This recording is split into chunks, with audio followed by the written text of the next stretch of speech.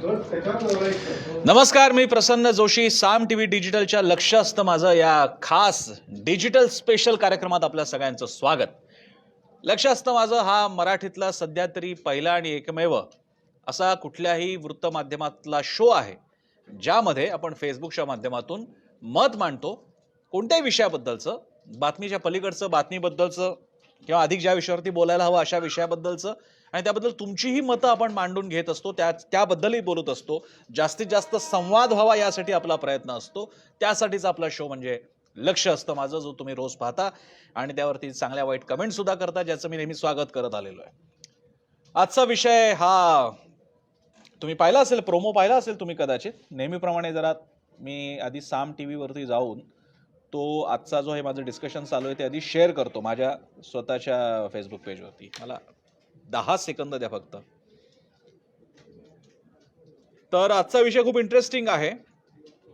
Yes, share केलेलं आहे मी. So आजचा विषय खूप इंटरेस्टिंग आहे.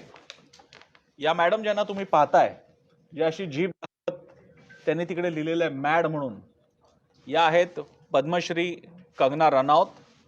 आणि या हिंदी चित्रपटसृष्टीतल्या फार मोठ्या अभिनेत्री आहेत. इतक्या मोठ्या अभिनेत्री आहेत की त्यांच्या फिल्मची नावं आपल्याला हाताच्या बोटावरती तरी सांगता येतील का अशी मला शंका आहे. किती नावं सांगता येतील आपल्याला, पण ठीक आहे. त्या बऱ्या अभिनय करतात अशी एक फेक न्यूज सुद्धा मोठ्या प्रमाणात सर्क्युलेट होते की त्या बरा अभिनय करतात. ही फेक न्यूज साम टीव्हीने कन्फर्म केलेली नसल्यामुळे त्यांचा अभिनय चांगला आहे किंवा वाईट याबद्दल मी कोणतेही मत व्यक्त करू शकत नाही. मी त्यासाठी असमर्थ आहे. मात्र त्या बऱ्या दिसतात म्हणून कदाचित त्यांना बॉलिवूडमध्ये घेतलं जात असावं असा माझा कयास आहे. अर्थात I am ready to be corrected. मात्र त्या ज्या काही बऱ्या अभिनेत्री वगैरे आहेत असा जो काही गैरसमज, अशी एक फेक न्यूज आहे, त्याच्यापायी त्या जरा चर्चेत असतात बॉलिवूडमध्ये. पण हे होतं ते तरी बरं होतं. तर या ज्या काही आपल्या पद्मश्री कंगनाजी रनौत आहेत, या ज्या तुम्ही बघताय, या फोटोमध्ये बघताय तुम्ही, तर या आतापर्यंत वेगवेगळ्या प्रकरणाच्या निमित्तानं वाद ओढून घेत होत्या, बोलत होत्या. आणि जसं एक चिअर लीडर असतात क्रिकेटमध्ये, पण आता 2020 मध्ये असतात, बाकीच्या काही पाश्चिमात्य खेळांमध्ये बघायला मिळतात, चिअर लीडर्स असतात. त्यांचं लक्ष एक वेधून घेणं असतं आणि एक मध्ये जरा एक हवा तयार करणं असतं. 2 सामन्यांच्या मधला एक गॅप असतो त्या ठिकाणी. पण त्या चिअर लीडरची तुलना यांच्याशी करणं म्हणजे मी चिअर लीडरचा अपमान करतोय. त्यामुळे चिअर लीडरची माफी मागून, जाहीर माफी मागून. पण कंगना मात्र वादाच्या चिअर लीडर झाल्या आहेत का असा प्रश्न त्यांच्या वागणुकीमुळे उपस्थित होतो. म्हणजे असं आहे ना, आतापर्यंत कंगना रनौत बाकी त्या अभिनय काय करायच्या होत्या मला काही कल्पना नाही. मी काही फार कंगना रनौत यांचे चित्रपट बघावेत एवढी अजून माझी चित्रपटाची अभिरुची इतकी खालावलेली नाहीये. आणि जे कुठले तथाकथित चांगले चित्रपट त्यांनी केले ते आता खरंच कितपत चांगले असतील याबद्दल मला त्यांच्या या वक्तव्यामुळे आधीच शंका आहे. त्यामुळे ते बघून मी माझा वेळ आणि पैसा खर्च करणार नाहीये.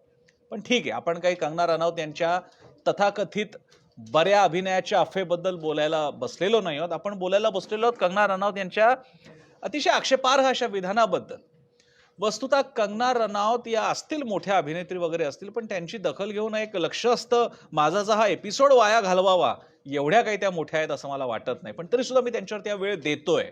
त्याचं कारण मी जसं काल तुम्हाला सांगितलं होतं ना, माणसं लहान असतात, पण ही लहान माणसं ज्यांच्याबद्दल बोलतात त्या व्यक्ती संस्था मोठ्या असतात आणि म्हणून त्या लहान माणसांची दखल घ्यावी लागते. असं काल मी तुम्हाला सांगितलं होतं व्हिडिओमध्ये. बघा, परत आपल्याला लक्षात आलं. कोण आहेत कंगना रनौत? एक तथाकथित कदाचित बरा अभिनय करणारी फेक न्यूज असलेल्या एक तथाकथित अभिनेत्री. पैसे दिले की स्क्रिप्ट वाचायचं, याच्या पलीकडे त्यांचं काही काम नाहीये. अभिनय हा त्यांच्या दृष्टीने होता, स्क्रिप्ट दिलेली वाचायची, थोडंफार चेहऱ्यावरचे हावभाव जरा पॅपू केलं, जरा चेहऱ्यावरचे हावभाव आले की झाले अभिनय. एवढ्या याच्या पलीकडे काही त्या फार करत असेल असं मला वाटत नाही. ठीक आहे. सांगायचा मुद्दा असा की आपण ज्यांच्याबद्दल बोलतो ते मोठे लोक असल्यामुळे त्यांची दखल घेतली जाते आणि म्हणून आपल्याला त्यांची दखल घ्यावी लागते. काय झालंय तर या ज्या आहेत पद्मश्री कंगनाजी रनौत, हे दिसतंय तुम्हाला, या आहेत पद्मश्री कंगना रनौत. तर या पद्मश्री कंगना रनौत यांनी असं विधान केलं एका जाहीर कार्यक्रमात की या देशाला स्वातंत्र्य भीक म्हणून मिळालेलं आहे आणि खरं स्वातंत्र्य हे 2014 ला मिळालेलं आहे. भारताला स्वातंत्र्य भीक म्हणून मिळालं. जो काही सगळा स्वातंत्र्य लढा आला त्याच्या सुद्धा त्यांनी थोडं सांभाळून घेण्याचा प्रयत्न केला. मोठमोठ्या नेत्यांची तेव्हाची नावं त्यांनी घेतली. सावरकरांचं नाव घेतलं, भगतसिंगांचं नाव घेतलं वगैरे. पण बेसिकली त्यांचं म्हणणं होतं की हे स्वातंत्र्य भीक म्हणून मिळालेलं आहे. आणि काय ते तुमच्या 2014 साली खरं स्वातंत्र्य मिळालं. म्हणजे आपल्याला कल्पना आहे 2014 साली भाजप पूर्ण बहुमतासह स्वबळावर देशात सत्तास्थानी आला आणि त्यानंतर आपल्याला खरं स्वातंत्र्य मिळालं असं या पद्मश्री कंगना रनौत, लक्षात घ्या त्यांना पद्मश्री मिळालेलं आहे. म्हणजे असं आहे की तुमचा आमचा त्यांच्यावर विश्वास असो किंवा नसो, केंद्र सरकारला म्हणजे ज्याला संघराज्य सरकार म्हणतात त्यांचा असा समज आहे की या मॅडम, या ताई, या बाई पद्मश्री देण्याच्या पात्रतेच्या आहेत असा समज केंद्र सरकारचा करून देण्यात त्या यशस्वी झाल्या. मी तर म्हणतो त्यांच्या या अभिनयाला आपण हॅट्स ऑफ दिलं पाहिजे. आपण त्यासाठी त्यांचं कौतुक केलं पाहिजे. त्यामुळे कंगना रनौत यांचं, पद्मश्री कंगना रनौत या ज्या दिसत आहेत त्यांचं मी इकडे कौतुक करतो. तर काय झालं, कंगना रनौत म्हणाल्या की भारताचं स्वातंत्र्य भीक म्हणून मिळालेलं आहे. आता एक मात्र या निमित्तानं मी कंगना रनौत यांचं काय म्हणू त्याला आपण कौतुक करतो. कारण आम्हाला आतापर्यंत एक ऐकायला असं आलं होतं की भारताचं स्वातंत्र्य 99 वर्षांच्या लीजवर मिळालेलं आहे आणि 100 वर्ष पूर्ण होण्याच्या सुमारास हे स्वातंत्र्य निघून ब्रिटिश राज परत येणार आहे. कंगना रनौत यांनी किमान स्वातंत्र्य पूर्णतः मिळालेले, ते भीक वगैरे म्हणाले त्याबद्दल आपण बोलू नंतर, पण किमान स्वातंत्र्य पूर्णतः मिळालेलं हे त्यांनी ऍक्सेप्ट केलं, याबद्दल त्यांचे आभार. कारण आतापर्यंत काय होतं, स्वातंत्र्य 99 वर्षाच्या लीजवर मिळालं होतं. आता या मॅडम म्हणतात की स्वातंत्र्य मिळालेले भीक म्हणून मिळालेले. चला एक स्टेप पुढे गेलेत. किमान हे जे लोक आहेत, हे जे लोक तुम्हाला माहिती आहे कोण लोक आहेत ते तुम्हाला माहिती आहे, ते लोक किमान थोडंसं पुढे गेलेले. ते म्हणतात स्वातंत्र्य मिळालेलं आहे भीक म्हणून मिळालेलं आहे. आता कंगना रनौत या एवढ्या महत्वाच्या नाहीये, म्हणजे भारताच्या एवढ्या मोठा जो गौरवशाली स्वातंत्र्य लढा आहे ज्याचा आपल्या सगळ्यांना अभिमान आहे. म्हणजे जसं आपले मरहूम शायर म्हणून गेले होते कि सबका खून शामिल है इस मिट्टी में, किसी के बाप का हिंदुस्तान थोडी है. त्यामुळे तसं कंगना रनौत यांच्या बोलण्याला महत्व देण्याचं कारण नव्हतं, पण त्यांना पद्मश्री मिळालेला आहे. त्या बॉलिवूडमध्ये चांगला अभिनय करतात अशी फेक न्यूज सुद्धा आहे आणि त्यामुळे त्यांची दखल घ्यावी लागते आणि म्हणून मी हा सगळा विषय घेतलेला आहे. तर आता कंगना रनौत यांना आपण हे सांगणार का की स्वातंत्र्य लढा त्याची पहिली पायरी 1857च्या पहिल्या स्वातंत्र्य युद्धात होती, जिथे ज्यांची भूमिका त्यांनी करण्याचा विफल प्रयत्न केला म्हणजे झाशीच्या राणी लक्ष्मीबाई, त्यांच्यापासून मंगल पांडेंपासून पहिल्या ह्या स्वातंत्र्य लढा ज्याला आपण म्हणतो 1857 आणि त्याच्यानंतरचा दुसरा स्वातंत्र्य लढा ज्याची पायाभरणी ही, म्हणजे त्यांना गांधी नेहरूंबद्दल राग असतो पण त्यांना पुन्हा इतिहासाचं ज्ञान नाही कारण मुळामध्ये सगळ्याच गोष्टी फेक भरलेल्या आहेत. ज्याची पायाभरणी ही भारतभरामध्ये विविध पातळीला होत होती या स्वातंत्र्याच्या दिशेने जाण्याची. म्हणजे सामाजिक स्तरावरती आपल्याला तिथे ज्योतिबा फुले दिसतात, दक्षिणेला पेरियार दिसतात, आपल्याला आंबेडकर दिसतात. लक्षात घ्या, स्वातंत्र्य लढा म्हणजे फक्त गांधी नेहरू हा यांनीच केलेला भ्रम आहे, पण त्या गांधी नेहरूंना शिव्या घालण्याच्या नादामध्ये ते या बाकीच्या महापुरुषांना पण विसरतात. स्वातंत्र्य लढ्यामध्ये, भारताच्या स्वातंत्र्यामध्ये, ज्या स्वातंत्र्याची परिणती म्हणजे आपली राज्यघटना आहे, त्याचे निर्माते बाबासाहेब आंबेडकर या सगळ्यांच्या योगदानाबद्दल या पद्मश्री दिसतंय तुम्हाला जीभ बाहेर काढलेल्या, या जीभ बाहेर काढलेल्या ज्या पद्मश्री आहेत त्यांनी प्रश्न उपस्थित केलेले आहेत. म्हणजे एका झटक्यात या पद्मश्री, जीभ बाहेर काढलेल्या पद्मश्री यांनी 1857चा स्वातंत्र्य लढा, त्यानंतर असंख्य लोकांचा छोटे मोठे जे म्हणजे त्याच्यामध्ये काही आदिवासी उठाव सुद्धा झाले ब्रिटिशांच्या विरोधात, छोटे झाले, असे अयशस्वी झाले पण त्यांचे झाले होते, ती सगळी मंडळी. त्याच्यानंतर मग लोकमान्य टिळकांचा एक मोठं पर्व सुरू होतं काँग्रेसमधलं. आगरकर आपल्याला दिसतात, तिकडे गोखले आपल्याला दिसतात, त्यांची एक पिढी जाते, मग ट्रान्झिशन होतं, महात्मा गांधी येतात, आधी ते गांधी असतात मग पुढे ते महात्मा गांधी होतात. संपूर्ण देश या माणसाच्या मागे जातो, अहिंसक मार्गाने तो लढा करतो. त्याचं कारण गांधींना कळलेलं असतं की या समाजाची ताकद काय आहे, दुर्बल घटक काय आहेत, या समाजाची स्थिती काय आहे, त्यामुळे आपल्या समोर काय वाढवून ठेवलेलं आहे आणि त्यातून हा स्वातंत्र्य लढा आकारास येतो. यामध्ये सर्व विचारधारेचे सामील होतात. इतकेच काय, राष्ट्रीय स्वयंसेवक संघाचे संस्थापक केशव बळीराम हेडगेवार हे सुद्धा काँग्रेसचे नेते होते. किती हे यांना माहित असायचं कारण नाही. ज्या जी बाहेर काढलेल्या पद्मश्री त्यांना ते माहित असायचं कारण नाही. त्यांना आता ज्या पक्षाबद्दल खूप असं भरून येत आहे, त्या पक्षाची जी गंगोत्री आहे, जी मूळ संघटना आहे, त्या संघटनेचे जे संस्थापक आहेत ते सुद्धा काँग्रेसशी संबंधित होते आणि त्यांच्यापैकी कधीही कोणी गांधींबद्दल अवाक्षर वाईट काढलेलं नाही.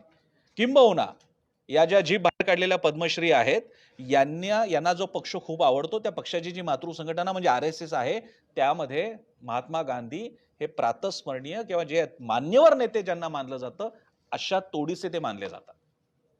पण ठीक आहे, त्याचंही नाही.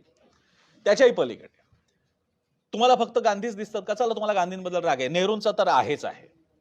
या गांधींबद्दल आमचे पंतप्रधान, आमचा हा आताचा केंद्र सरकारचा पक्ष, हे देशभर जगभर त्यांचं नाव घेत असतात. गांधींच्या मार्गावरती गांधींचं महत्व याबद्दल ते बोलत असतात. त्यामुळे कंगना रानौत या ज्या जीभ काढलेल्या पद्मश्री आहेत, त्या जीभ काढलेल्या पद्मश्रींना आपल्या पंतप्रधानांचा पण अपमान करायचा आहे का? कारण पंतप्रधानांची प्रेरणा महात्मा गांधी आहेत. महात्मा गांधी त्यांच्या गुजरातमधून येतात आणि हेच महात्मा गांधी या देशाचे राष्ट्रपिता म्हणून ओळखले जातात. त्यांचं जगभर त्यांच्या नावाचा डंका आहे. आमचे पंतप्रधान जगभरात जिथे जिथे जातात तिथे कुठे जर का गांधींचा पुतळा असला तर त्याला नमन करतात, जो आमच्या अभिमानाचा विषय आहे. त्याचा सुद्धा अपमान या जीभ बाहेर काढलेल्या पद्मश्री करतायत का? हा पण त्यांना विचारावा लागेल. त्याच्याही पुढे चला, तुम्हाला काँग्रेसचे एकही नेते आवडत नसतील, पण मग शहीद भगतसिंग, राजगुरू, स्वातंत्र्यवीर सावरकर, ज्यांनी गांधींबद्दल विरोध असून सुद्धा गांधींचं हितचिंतन केलेलं आहे, याबद्दल त्यांना हवं असेल तर आपण माहिती पण देऊ शकतो. दोघांमध्ये पत्राचार होत होता, कम्युनिकेशन होत होतं आणि सावरकरांना गांधींची महत्ता मान्य होती. त्यांचं, कारण सावरकरांचं ते नाव घेतात, त्यांना फक्त ते एक नाव कळतं, बाकी कुठे वाचलेले काही. ते आहेत. बाबासाहेब आंबेडकर आहेत. हा देश नुसता स्वातंत्र्य ही प्रक्रिया झाली, त्याच्यानंतर या देशाला बांधून ठेवण्यासाठी काहीतरी विधान पाहिजे, संविधान हवं. त्या निर्मितीमध्ये मोठे असणारे बाबासाहेब आंबेडकर आणि या देशामध्ये दुसरी तिसरी फाळणी होऊ दिली नाही, दलित तरी फाळणी होऊ दिली नाही, असे फाळणी टाळणारे महापुरुष बाबासाहेब आंबेडकर यांचा अपमान आहे. याबद्दल आपण काही विचारणार आहोत की नाही त्यांना? पण ते सुद्धा त्यांना या आपल्या जीभ बाहेर काढलेल्या पद्मश्री मॅडमना माहित नाहीये.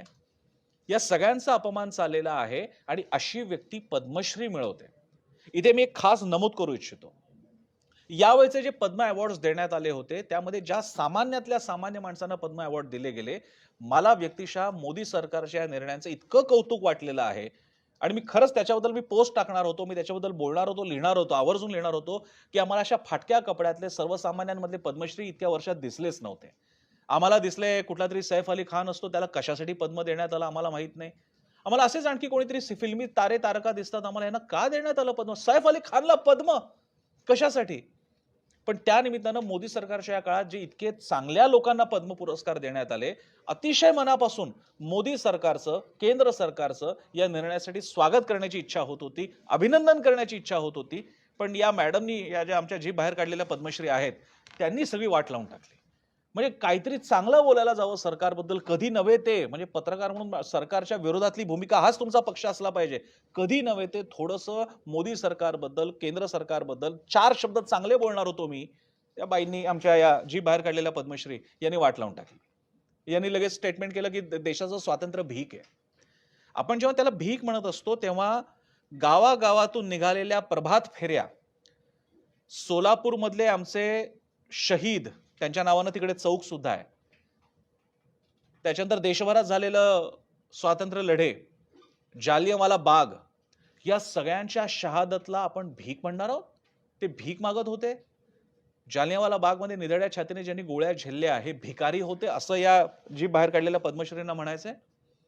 आणि असं म्हटल्यानंतर सुद्धा या जीभ बाहेर काढलेल्या पद्मश्रींचा विरोध करणारे, म्हणजे जे फार राष्ट्रभक्त मानले जातात, ते यांचा निषेध करायला पुढे येत नाहीत. हा प्रश्न मला महत्वाचा वाटतो आणि त्याच्यामध्ये या बाईंचं मला यश वाटतं.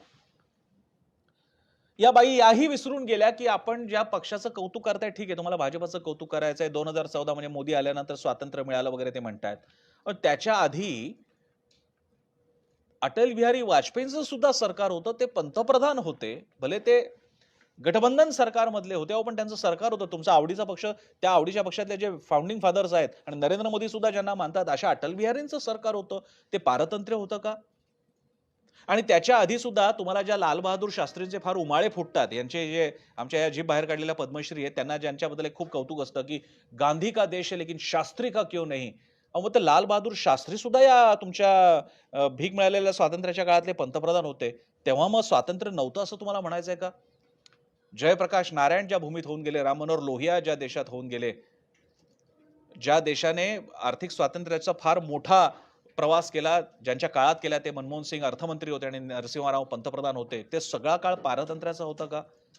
पण ह्या बाईंना ते माहीत असायचं कारण नाहीये आणि त्यांना त्याची गरज नाहीये. प्रश्न असा आहे, आपल्याला ती माहिती असली पाहिजे, आपल्याला त्याची गरज असली पाहिजे. कारण तुम्हाला आठवत असेल, मी गेल्या काही दिवसापासून तुम्हाला काही व्हिडिओज आणतोय तुमच्यासमोर. म्हणजे मी त्याच्यात कोणीतरी काहीतरी फालतू, उठवळ, कारण नसताना टाइमपास म्हणून केवळ स्वतःच्या लाईक्स वाढवण्यासाठी कोणीतरी काहीतरी हॅशटॅग तयार करतं. ठीक आहे, डॉट क्रमांक 1. डॉट क्रमांक 2, कोणीतरी एक मुलगी असं म्हणते की भारताचं स्वातंत्र्य 99 वर्षाच्या लीजवर आहे. ओके. आता डॉट क्रमांक 3, या जी बाहेर काढलेल्या पद्मश्री म्हणतात देशाचं स्वातंत्र्य ही भीक आहे. तुम्हाला डॉट्स जर का जोडले तर असं लक्षात येईल की या समाजामध्ये सुमारांची सद्दी वाढत चाललेली आहे. आणि आणखी एक डॉट कालचा, की संमेलनामध्ये गुलजार आणि अख्तर नकोय, जावेद अख्तर नकोय कारण ते विकृत आहेत. तर ही सुमारांची सद्दी वाढत असताना आपण जर का बोललो नाही, त्यांना विरोध केला नाही, निषेध केला नाही, तर काय होत जाईल? उद्या हे लोक इतकं बोलत जातील हे की सर्वसामान्यांना खरंच वाटू लागेल की या देशामध्ये स्वातंत्र्य लढा झालाच नाही, नेहरू गांधींना काही अर्थ नाही आणि या भारताच्या स्वातंत्र्याला काही अर्थ नाही. जे काही झालं ते 2014 नंतरच व्हायला सुरुवात झालेलं आहे. कंगना रानौत, या ज्या जीभ काढलेल्या पद्मश्री कंगना रानौत आहेत, त्यांचा गुन्हा एवढा मोठा आहे, त्यांचा जी पद्म अवॉर्ड आहेत, ते पद्म अवॉर्ड म्हणजे वन ऑफ द सिनियर असे सिव्हिलियन अवॉर्ड्स आहेत, सरकारकडनं देण्यात येणार. भारतरत्न सगळ्यात सर्वोच्च आहे. ते अवॉर्ड्स ज्याच्या मार्फत देण्यात येतात ते राष्ट्रपती आहेत. राष्ट्रपती पंतप्रधानांना सुद्धा त्यांच्याही वरती पदाच्या दृष्टीने सगळ्यात पहिलं पद आहे. आणि सगळी रचना ज्या घटनादत्त घटनेतून आणि त्या घटनेला अर्थ ज्या स्वातंत्र्यातून येतो, त्या स्वातंत्र्याला जर का त्या भीक म्हणत असेल, तर मग पुढे घटना हा सुद्धा एका भिकाऱ्याचं डॉक्युमेंट ठरेल. मग त्या घटनेवर आधारित सरकार सुद्धा भिकारी, त्या सरकारचे सगळ्यात प्रमुख पालक असलेले राष्ट्रपती पण भिकारी, अशी ही लाईन लागेल जर का या जीभ काढलेल्या पद्मश्रींचं आपण ऐकलं तर. आता गरज आहे ते केंद्र सरकारनं इतकं गंभीर वाईट विधान करणाऱ्या या जीभ काढणाऱ्या बाईंचा पुरस्कार मागे घेणं, पद्मश्री पुरस्कार मागे घेणं, हे खरं तर लॉजिकल कन्क्लुजन ठरेल. देशाच्या स्वातंत्र्याबद्दल बोलणं किंवा त्याच्याबद्दल असा अवमानकारक उद्गार काढणं, हे हे जर का हा देशद्रोह नाहीये, तर मग आणखी देशद्रोह किंवा राज्यद्रोह काय? आपल्याला कल्पना आहे, गेल्या काही काळामध्ये अनेक साहित्यिक, पत्रकार, कार्यकर्ते यांच्यावरती राजद्रोहाच्या नावाखाली कारवाई झाली होती, सरकारच्या विरोधात जाण्याविषयी. इथे तर या जीभ काढलेल्या बाईंनी तर सरकार नाही, सरकारचा पाया असणाऱ्या स्वातंत्र्यालाच भीक ठरवलेलं आहे. आक्षेप पण असू शकतात, स्वातंत्र्य लढ्याच्या दिशेच्या बाबतीत आक्षेप असू शकतात. अनेकांनी मांडलेले की स्वातंत्र्य लढा हिंसक असायला होता का अहिंसक असायला होता, गांधींचा मार्ग चांगला का भगतसिंगचा मार्ग चांगला, ते ठीक आहे. तुम्ही भीक म्हणताय म्हणजे इतकं वाईट तर जिन्नांनी सुद्धा गांधींबद्दल बोललेलं नाहीयेत, नाहीतर कोणी एकमेकांबद्दल बोललेलं नाही की भीक मिळालेली ना. ब्रिटिशांनी स्वतः कधी असं म्हटलेलं की आम्ही भारतीयांना भीक दिलेली आहे. ब्रिटिशांना शेवटपर्यंत हा देश भारताची फाळणी करण्याचं कारणच हे होतं की हा देश जास्तीत जास्त परावलंबी राहावा, तुटलेला राहावा. याच्यातूनच लक्षात येत आहे की ही मुळात गोष्ट घेतलेली आहे. आणि त्यासाठीचे लढे 1857चा पहिला स्वातंत्र्य लढा आपण मानतो. पण या बाईंना माहित नाहीये हे. आणि या बाईंना असं महत्व मिळालं जातं आणि शिवाय त्यांना पुरस्कार सुद्धा मिळालेला आहे. त्यामुळे त्यांचं आता तोंड अधिकच मोठं झालेलं आहे. बघताय तुम्ही, आणखी मोठं झालेलं आहे. मी जसं म्हणालो तसं की ही सुरुवात आहे. हे जे डॉट्स मी तुम्हाला सांगत होते, सुरुवात आहे. याच्या पुढे हे इतकं आपल्या डोक्यावरती हवी करण्याचा प्रयत्न होतील की स्वातंत्र्य लढ्याचे नायक सुद्धा नाहीत, कोणीच नाहीत. म्हणजे एकदा स्वातंत्र्य लढा फालतू मानला तर मग सुभाषचंद्रांच्या कॉन्ट्रीब्युशनचं काय करायचं, ते सुद्धा नाही. कारण तुम्ही इकडे गांधींनाच मानत नसाल तर गांधींच्या नावाने जिकडे एक बटालियन होती किंवा एक सैन्याचा पार्ट होता सुभाषचंद्रांच्या आर्मीमध्ये, मौलाना आझाद यांच्या नावाने होता, नेहरूंच्या, गांधींच्या नावाने, ते फार मानायचे सुभाषचंद्र बोस. हे सगळे रिडिक्यूल केले जात आहे. हे होऊ द्यायचं का, हा तुमच्या माझ्या समोरचा प्रश्न आहे. तुम्ही काँग्रेस विरोधक असाल, पण तुम्ही स्वातंत्र्य लढ्याचे पण विरोधक आहात. तुम्हाला स्वातंत्र्य लढा ही फालतू गोष्ट वाटते, ही भीक वाटते की ज्याच्यासाठी कदाचित तुमच्या घरातले, तुमच्या नात्यांमधले कोणी ना कोणी, कारण भारताचाही स्वातंत्र्य लढा म्हणजे मी कुठेतरी ते वाचलं होतं की जर का तुम्ही, मला आय गेस विनोबा भावे म्हणाले होते किंवा काय, मला प्लीज दुरुस्त करा, की त्या काळामध्ये जर का एखाद्या स्त्रीनं घरातल्या घरात देवासमोर फक्त दिवा लावला असेल स्वातंत्र्यासाठी, तर ती सुद्धा स्वातंत्र्य लढ्याची कार्यकर्ता आहे. मग जर का हा विचार तेव्हाच्या लोकांनी केला असेल आणि त्या सगळ्या लढ्याला, त्या कामाला, त्या कर्तृत्वाला, त्या बलिदानाला या जीभ दाखवणाऱ्या पद्मश्री बाई जर का भीक म्हणत असतील, तर मग एकतर या बाई तरी खऱ्या आहेत किंवा पद्मश्री पुरस्कार तरी खोटा आहे. मग पद्मश्री पुरस्कार आपण अशा व्यक्तीला देणार आहोत का? याचा विचार केंद्र सरकारने करायचा आहे, ज्याचा पाया स्वातंत्र्य आणि स्वातंत्र्याच्या वरती असणाऱ्या घटनेमुळे आहे. हे बोलायचं कारण असं, की ह्या गोष्टी वाढायला लागलेल्या आहेत. मी माझ्या व्हिडिओच्या शेवटाला येतो, कारण मला तुमच्या कमेंट्स खूप आलेल्या त्या मला घ्यायच्या आहेत. हे बोलायचं कारण असं, म्हणजे मी ज्याला म्हणतो ना, चैन से सोना है तो जागो. हा वेडेपणा नाहीये. म्हणजे माझ्या व्हिडिओतला मी थोडासा सार्कॅस्टिक मी बोलत होतो ते सोडू द्या. हा वेडेपणा नाहीये. कंगना काय? कुठेतरी भंपक हॅशटॅग सुरू करणारी कोणी व्यक्ती काय? किंवा काहीतरी गुलजार आणि अख्तर नको म्हणणारा काय? किंवा स्वातंत्र्य 99 वर्षाच्या लीजवर मिळालेले म्हणणार आहेत काय? हे सगळे डॉट्स आहेत. हे वातावरण जर का वाढवत गेलं, तर हे तुम्हाला उद्या हे गांधींचे पुतळे फोडायला कमी करणार नाहीत. आणि त्यावेळी सुद्धा आपण केवळ हे म्हणून बसणार आहोत, अरे हे कोणीतरी आहे, यांच्याकडे काय लक्ष करायचं, यांना दुर्लक्ष करूयात. हे दुर्लक्ष करण्याच्या पलीकडे चाललेलं आहे. पद्मश्री मिळवलेली व्यक्तीचं एक स्वतःचं किमान त्या पुरस्कारामुळे एक महत्व आहे. या बाईंचा अभिनय काय आहे त्याची मला माहित नाही. या बाईंचा एकतरी चित्रपट बरा आहे का? आणि ज्या चित्रपटातल्या अभिनयाबद्दल त्यांना पुरस्कार मिळालेले आहेत, त्या चित्रपटांबद्दल मला आता शंका वाटू लागलेली आहे. असे चित्रपट बघून वेळ वाया घालवू नये. पण अशा जर का व्यक्ती वाढू लागल्या, एक लक्षात घ्या, एक आहेत कंगना रनौत आणि एक असे हिरो हिरोईन्स आहेत बॉलिवूडमधले की जे काहीच बोलत नाहीयेत. आमचे सगळे मोठमोठे महानायक सुद्धा आता काही बोलत नाहीत, की जे पेट्रोलच्या दरवाढीवरनं 2014च्या पूर्वी फार बडबड करत होते, ते पण आता बोलत नाहीयेत. त्यामुळे होतं असतं, की एकीकडे कंगना बोलणार आणि दुसरे बोलणार नाहीत.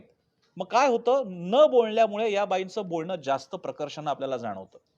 आणि एक पिढी आहे, की जिला असं वाटतं, की खरंच या काळात देशात काही झालंच नव्हतं इतक्या वर्षांमध्ये. जेव्हा की 2014 बद्दल कंगना रनौत म्हणतायत, मी त्यांची आठवण करून देऊ इच्छितो, की नरेंद्र मोदींनी तेव्हा आपल्या संसदेमधल्या भाषणात असं म्हटलेलं आहे आणि मान्य केलं होतं, की माझ्या आधीचे पंतप्रधान, आधीचे सगळे जे पूर्वापार चालत आलेले नेते आहेत, त्यांचंही कॉन्ट्रिब्युशन, त्यांचा सहभाग मला मान्य आहे. त्यांनी सुद्धा या देशासाठी काम केलेलं आहे. मग असं असताना एकीकडे स्टेट हेड जेव्हा या प्रकारे देशाच्या प्रिडिसेसर्स, आधीचे पूर्वसुरींचं कौतुक करत असेल, मान देत असेल, अभिवादन करत असेल आणि जर का पद्म पुरस्कार मिळवलेली एखादी बाई या सगळ्याला नाट लावत असेल, त्यांचा आपण काय करणार होता प्रश्न मी तुमच्यावरती सोपवतो. मी तुमच्या कमेंट्सकडे येतो नेहमीप्रमाणे, नाही तर मी फक्त एकटाच बडबडत बसेन.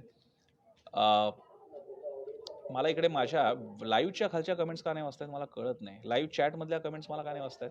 ओके, एनिवे मी माझ्या स्वतःच्या फेसबुक पेजवर जातो, तिथल्या कमेंट्स घेतो. भरपूर कमेंट्स आलेले आहेत, मला माहिती आहे. जास्तीत जास्त कमेंट्स घेण्याचा प्रयत्न करणार आहे. ओके, 94 कमेंट्स आलेले आहेत. मी जो हा प्रोमो शेअर केला होता, त्याला 94 कमेंट्स आलेले आहेत. मी घेण्याचा प्रयत्न करतो.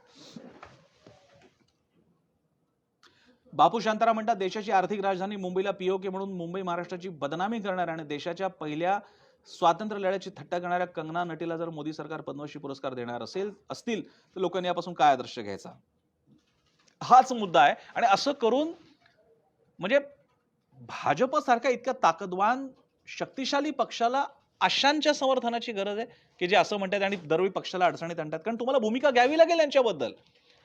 असं विधान जर का समजा आपण ज्याला म्हणू काँग्रेसी विचाराच्या एखाद्या कार्यकर्त्याने करणार नसतं, करू शकला नसता, कारण मग ते कॉन्ट्राडिक्शन असते झालं असतं. पण समजा दुसरं कोणी केलं असतं तर तुम्ही काय केलं असतं? तेव्हा तुमचा प्रश्न बरोबर आहे. बजरंग निंबाळकर म्हणतात, भाजप सरकारने कंगनाला डोक्यावर चढून ठेवले आहे, वरून तिला झेड सुरक्षा पद्मश्री मिळाली, आता ती बरळणारच. हा स्वातंत्र्य सैनिकांचा अपमान आहे, यांच्यावर राष्ट्रद्रोहाचा गुन्हा दाखल झाला पाहिजे. बरोबर आहे. सतीश चाफेकर म्हणतात, पद्म परत घ्यावे, आधी अशा लोकांना देताना विचार करावा. अर्थात या मंडळींकडून अशी अपेक्षा ठेवणं म्हणजे शब्दच नाही. DDP या व्यक्ती ही व्यक्ती लिहिते, भक्तांची नवी मम्मी पुराणी मम्मी स्मृतीतून गेली. सुनीता लवाटे म्हणतात, मागे लीजवर स्वातंत्र्य मिळाले म्हणाली होती एक जण, आता ही भिकेत मिळाले म्हणते. याचा निषेध सत्तेतील सर्वोच्च नेतृत्वाने करायला हवा किंवा समज द्यायला हवी. पुन्हा अशा पद्धतीची स्टेटमेंट येणं किती घातक आहे. माझा एक तुमचा मुद्दा बरोबर आहे, त्याच्यावर मला तुम्ही एक मुद्दा आठवून दिला, कारण जो मी लिहिला होता पण मी विसरलो होतो. माझा त्या सगळ्या हिंदुत्ववाद्यांना, भाजप समर्थकांना, राष्ट्रवादी जे स्वतःला अधिक कट्टर राष्ट्रवादी जे मानून घेतात त्या हिंदुत्ववाद्यांना विचारायचंय, तुम्ही या मताला सहमत आहात की स्वातंत्र्य लढा किंवा भारताचं स्वातंत्र्य भीक आहे? कारण असं आहे की बाकीचे सोडून द्या, पुरोगामी सोडून द्या, लिबरल सोडून द्या, सगळे सोडून द्या. मी तुम्हाला विचारतो कारण तुमची संख्या जास्त आहे आणि तुम्ही मानता आणि तुम्ही कौतुक पण करता. पण कंगनाचं हे विधान काहीतरी एका ठिकाणी आपल्याला भूमिका घ्यावी लागेल की भारताचं स्वातंत्र्य भीक आहे. ज्या स्वातंत्र्यासाठी प्रत्येक विचारधारेतल्या व्यक्तीने या ना त्या प्रकारे कॉन्ट्रीब्युशन दिलेलं आहे. किंबहुना मी असं पुस्तक सुद्धा वाचलेलं आहे, असं आर्ग्युमेंट सुद्धा वाचलेलं आहे की ज्या संघाबद्दल म्हटलं जातं की संघाचं स्वातंत्र्य लढ्यात योगदान काय. त्यावेळी मी एक पुस्तिका वाचली होती की संघाचं स्वातंत्र्य लढ्यातलं योगदान. अशाच प्रकारे मी कम्युनिस्टांचंही पुस्तक वाचलेलं आहे की भारतीय स्वातंत्र्य लढ्यात भारतीय कम्युनिस्ट पक्षाची भूमिका. म्हणजे भारताच्या स्वातंत्र्य लढ्यात फक्त काँग्रेसची जागीर नाहीये, सगळ्या विचारप्रवाहांनी आपापल्या पद्धतीने योगदान दिलेलं आहे. हिंदू महासभेने पण दिलेलं आहे, सगळ्यांनी दिलेलं आहे. म्हणजे जिन्नांना जर का पुढे करता आलं नसतं, म्हणजे त्यांचं डोकं नंतर फिरवण्यात आलं, ते तिकडे पाकिस्तानच्या नादी लागले. नाहीतर एक काळ होता की जिन्ना हे टिळकांचे वकील राहिलेले आहेत. इनफॅक्ट ते इतके प्रॅग्मॅटिक म्हणजे इतके प्रोग्रेसिव्ह थॉट्सचे होते की त्यांना मुसलमानांनी वाळीत टाकलं होतं. चिडून जाऊन ते लंडनला निघून गेले होते. त्यांचा लढ्याशी संबंध उरला नव्हता, काँग्रेसशी संबंध उरला नव्हता. त्यांना परत आणण्यात आलं. ठीक आहे, तो काय आत्ताचा विषय नाहीये, पण मला तुमचा विषय महत्त्वाचा आहे. मला त्यामुळे हिंदुत्ववाद्यांना विचारायचंय की तुम्ही कंगनाला किमान या पातळीला तरी निषेधाचा सूर तुमच्याकडनं येणार आहे की नाही. मोहन भोईर, येस, अतिशय चांगली मस्त कमेंट आहे. मोदी सरकारने आझादी का अमृत महोत्सव साजरा करू नये कारण त्यांनी पद्मश्री पुरस्कृत केलेल्या कंगना राणौत या जीभ बाहेर काढलेल्या यांच्या मते 2088-89 हे वर्ष अमृत महोत्सवाचे असेल असं त्यांनी म्हटलेलं. बरोबर आहे हा मुद्दा की आझादी का अमृत महोत्सव हा एक शासकीय उत्सव आहे भारताचा. आता जो येऊ घातलेला आहे, 75 वर्ष पूर्ण होत आहेत.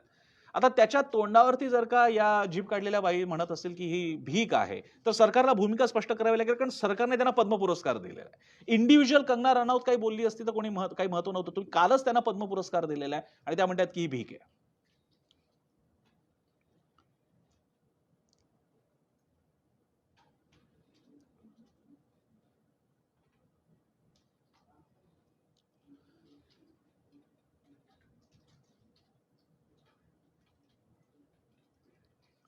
बाकी सुद्धा काही जनरल अशाच कमेंट्स आहेत. मी त्यांचं एक राजीव ऐतवाडेकर आहेत, त्यांची पण अशाच प्रकारची कमेंट आहे. सागर क्षीरसागर यांची कमेंट आहे.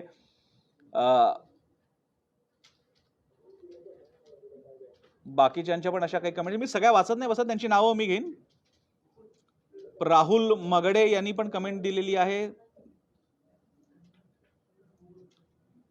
अजय शिंदे यांनी पण म्हटलेले की सरकारला याबद्दल उत्तर दिलं पाहिजे.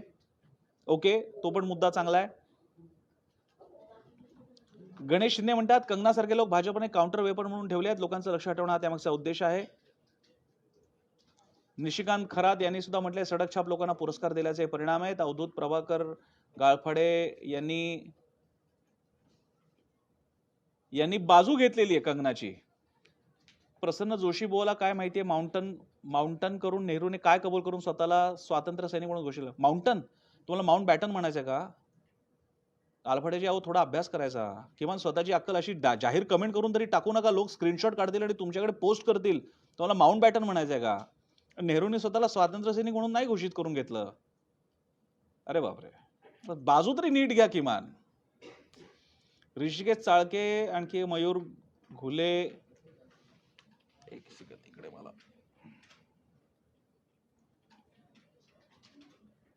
मला येस बाई दिसल्या पाहिजेत, पद्मश्री आहेत त्या.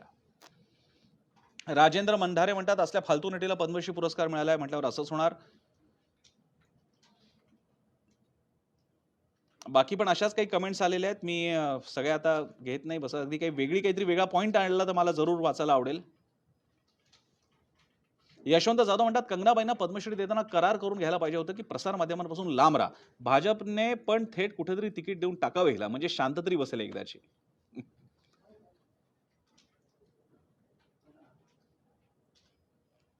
ठीक आहे, मी इकडच्या बऱ्यापैकी कमेंट्स घेतलेल्या आहेत. मी आणखी कुठल्या येस आणखी मी दुपारी टाकला होता प्रोमो, 2 तासापूर्वी टाकला होता. त्याला 135 कमेंट्स आलेल्या आहेत. त्याच्यापैकी काही मी घेतो. राजेंद्र उटेकर म्हणतात अशा लाखो कंगना आल्या आणि गेल्या स्वातंत्र्य इतके तकलादून आहे की नमोरुग्ण अभिनेत्रीच्या बिनडोक विधानांना पुसलं जावं. बरोबर आहे. आवेश दाभोलकर म्हणतात अशा बेताल वक्तव्य करणाऱ्या लोकांना वेळेच आवरलं पाहिजे, नाही तर येणाऱ्या पुढच्या पिढीला हेच खरं वाटेल. कुठेतरी आळा बसला पाहिजे. अतिशय बरोबर मुद्दा आहे, मी मगाशीच बोललेलो याबद्दल. जनतेचं लक्ष भरकटवण्यासाठी स्वस्त दरात सेलिब्रिटी मिळतील असं किरण चव्हाण म्हणालेले आहेत.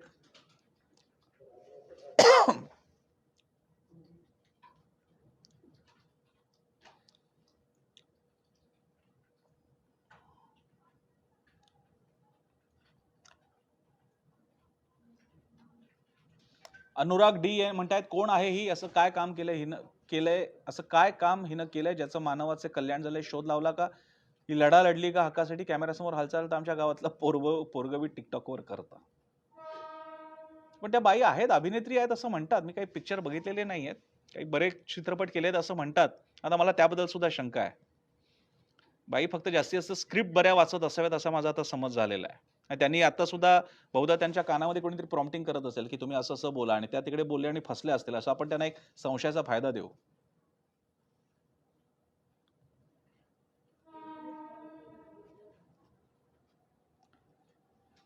आय गेस मी बऱ्यापैकी कमेंट्स, एक मिनिट, असं नको, आपण घेऊयात, आणखी जास्तीत जास्त घेण्याचा जरा प्रयत्न करूयात आपण.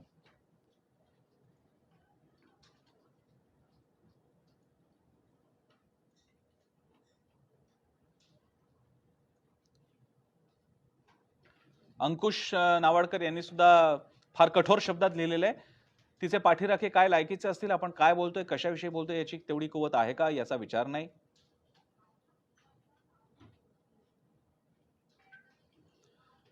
सवासे संकेत नवनाथ म्हणतात विक्षिप्त आणि विकृत मानसिकता, शी इज मेंटल. मी असं म्हणणार नाही. आपण कारण एक तर मुळात मेंटल किंवा ज्याला आपण मनोरुग्ण अशा अर्थानं शब्द वापरतो, त्यावेळी आपण तो शब्द फार काळजीपूर्वक वापरला पाहिजे. मी असं म्हणणार नाही. मी मी मी उलट वेगळं म्हणालो. मी म्हणालो की हे सहज नाही आहे. मुद्दामून जाणीवपूर्वक त्या बोलल्या, त्या अतिशय त्या बाबतीत हुशार आहेत. त्यांना माहिती आहे काय अजेंडा रेटायचा आहे. आपण त्यामुळे मेंटल किंवा तुम्हाला ज्या अर्थानं म्हणायचं मनोरुग्ण असं म्हणून आपण त्यांना एक प्रकारे सूट देतोय, तशी द्यायला नको.